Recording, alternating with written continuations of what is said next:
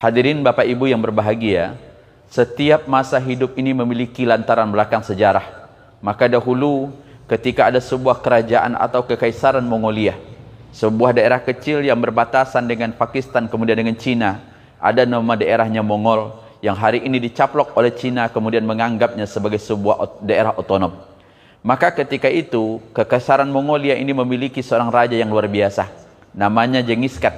Di dalam sejarah peradaban manusia, bahwa kekaisaran Mongolia adalah sebuah kekaisaran yang terbesar dalam peradaban manusia.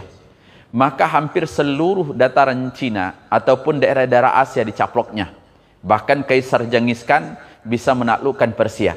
Tapi satu hal yang tidak bisa mereka naklukkan, bagaimana menguasai umat Islam. Maka satu saat Genghis Khan berusaha untuk menguasai Islam melalui daerah yang terdekat, ada namanya Khurasan.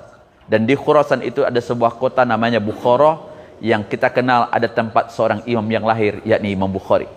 Namun demikian Genghis Khan tidak mampu untuk melalukan yang namanya Khurasan ataupun Bukhara. Maka ketika itu Genghis Khan menuliskan surat. Apa isi suratnya? Surat itu dituliskan dan dikirimkan kepada tentara.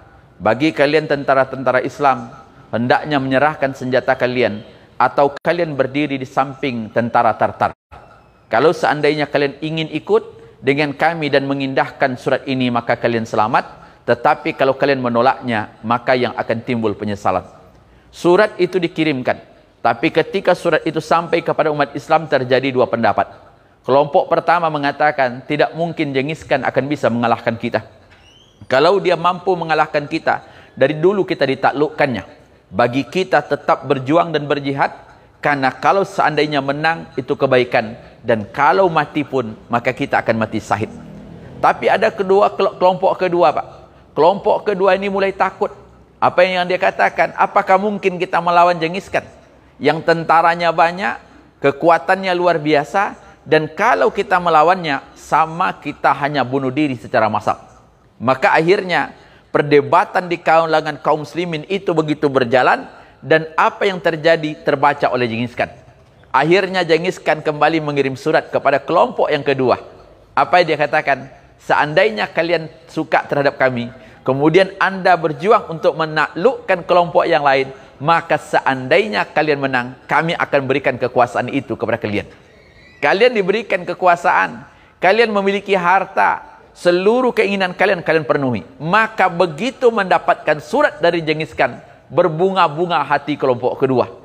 Akhirnya tanpa sadar apa yang terjadi, dia memerangi saudaranya sesama muslim, Pak. Itulah cara Genghis Khan untuk menghancurkan umat Islam dengan mengadu kelompok tersebut. Betul, Allah takdirkan kelompok kedua ini menang. Begitu dia menang, Genghis Khan senang dan dia gembira. Tapi masalahnya, apakah Genghis Khan lantas memberikan yang namanya janjinya? Apakah Genghis Khan memenuhi apa yang pernah disampaikannya? Tidak. Genghis Khan lebih pintar lagi, Pak. Namanya juga orang-orang zalim. Apa dia katakan? Mana mungkin kita memberikan kekuasaan kepada orang-orang seperti ini? Saudaranya saja dibunuh, apalagi awak. Tapi apa Genghis Khan? Kalau begitu bunuh mereka. Habis umat Islam. Maka kalau kita ambil cerita ini, bahwa sesungguhnya kehancuran sebuah peradaban itu selalu diawali oleh pengkhianatan dari para pemimpinnya, Pak. Kalau sudah pemimpin berkhianat, itulah yang akan terjadi. Yang terjadi adalah sebuah kemunduran. Coba lihat hari ini. Siapa yang mencuri uang nasabah? Kebanyakan orang yang bekerja di dalam kantor-kantor tersebut. Siapa yang menjual narkoba? Ya juga orang-orang yang harusnya menegakkan hukum. Maka kalau itu sudah terjadi, inilah sebuah kehancuran. Di Indonesia, Bapak Ibu yang berbahagia, dulu di zaman nenek moyang kita, di Pulau Jawa itu ada namanya Kesunanan Mataram. Dalam sejarah kita, bahwa kerajaan Islam yang terbesar di Pulau Jawa itu namanya adalah Mataram. Raja yang paling terkenal atau penguasanya adalah Sultan Agung. Sultan Agung ini semangatnya luar biasa, Pak. Apa yang diinginkan oleh Sultan Agung? Dia akan menyatukan seluruh antara Pulau Jawa. Mulai dari Banten sampai ke Banyuwangi, dia akan satukan. Maka kita lihat nama-nama sultannya luar biasa. Tapi ada masanya kekuasaan Sultan Agung itu mundur. Maka saat mundur itu, Sultan Agung digantikan oleh anak keturunannya, namanya Amangkurat I. Amangkurat I ini, Pak, dia tidak bisa mengatasi masalah ekonominya. Maka maaf, ketika dia bingung mencari solusi, apa yang harus diberikan, maka dia bekerja sama dengan Belanda. Nah, untuk kerjasama ketika itu, dengan siapa Mataram bekerja sama? Dengan POC, Pak. Subhanallah, diundanglah Belanda, dikasih kesempatan untuk investasi, garaplah ini nikel, garaplah ini emas, garaplah semua tumbuh-tumbuhan, seluruh yang namanya rempah-rempah dibawa. Tapi begitu masuknya Belanda ke Mataram, apa yang terjadi? Anak keturunan kerajaan Mataram sudah mulai ribut. Masing-masing mereka ada yang tak puas dengan keterlibatan Belanda di dalam mengatur negara mereka. Sebagian mereka setuju, serahkan saja kepada Belanda karena kita dapat senangnya saja. Samalah kira-kira model sekarang, Pak. Tapi sebagian mereka tidak bisa. Ini lama-lama Belanda menjajah kita. Betul, Pak. Pada tanggal 13 Februari 1758, maka terjadilah perjanjian yang disponsori oleh POC. POC melihat apa dikatakan, ini kalau dibiarkan orang Mataram ini akan hancur. Maka dibuatlah, Pak, perjanjian itu. Perjanjian Giyanti ini memecah belah Mataram. Maka terjadilah dua kerajaan. Pertama Kesunanan Surakarta, yang kedua Kesunanan Yogyakarta. Surakarta diberi gelar menjadi Pukuwono, sementara Yogyakarta menjadi Hamengkubuwono. Selesai, Pak. Maka semenjak perjanjian itu, selesai kerajaan Islam yang namanya Mataram, tinggal kenangan sampai hari ini. Siapa yang membawa Belanda itu masuk, Pak? Bukan Belanda itu datang, orang awak tuana yang mengundang Belanda itu datang. Jadi subhanallah, negara ini hancur, sebuah peradaban hancur, bukan karena orang luar, kita yang menjadi pengkhianat. Subhanallah, sama lagi, tinggal sebuah kenangan. Sampai sekarang, yang namanya Surakarta itu masih ribut, Pak. Sudah lama kita merdeka, masih ribut siapa yang punya kerajaan itu. Untung-untung Yogyakarta sekarang adem ayem bersama Hamengkubuwono yang sekarang. Maka Bapak Ibu yang berbahagia, itulah peradaban. Yang kedua apa? Peradaban Islam atau sebuah peradaban itu akan hilang apabila tidak memiliki komitmen akidah yang kuat. Apa bentuk komitmen akidah terkuat? Lebih menyukai orang-orang kafir ketimbang dia percaya kepada orang-orang mukmin. Subhanallah. Bapak coba baca lagi sejarah tentang perang Badar, Pak. Berapa jumlah Rasulullah? Cuma 314 orang, Pak. Berapa orang-orang kafir Quraisy? 1.300, Pak. Tapi takluk di tangan Rasulullah ketika perang Badar. Apa yang membuat mereka semangat? Orang Quraisy punya pasukan tentara hebat, peralatan canggih, unta mereka lebih dari 1.000.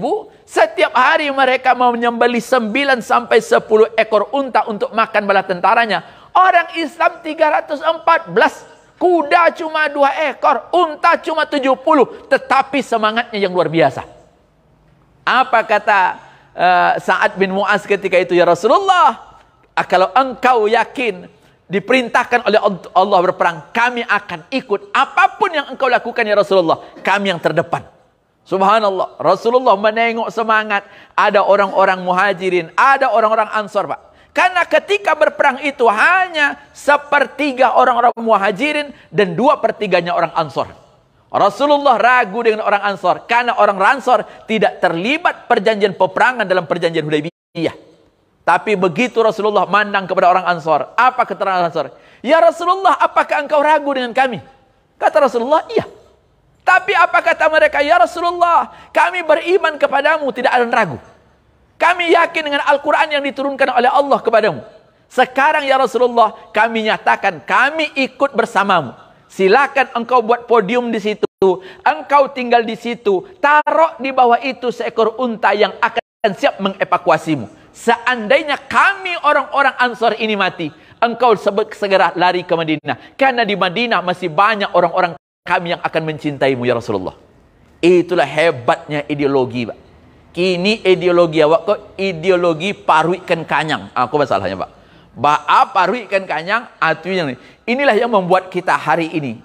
Mudah-mudahan apa yang terjadi di masa lalu, pengkhianat itu, mudah-mudahan tidak ada dalam sebuah elemen sebuah kehidupan kita. Hampir saya katakan tadi, Genghis Khan bisa mengalahkan orang-orang di kota Bukhara, di Khurasan oleh pengkhianatan orang-orang Islam yang ada dalamnya.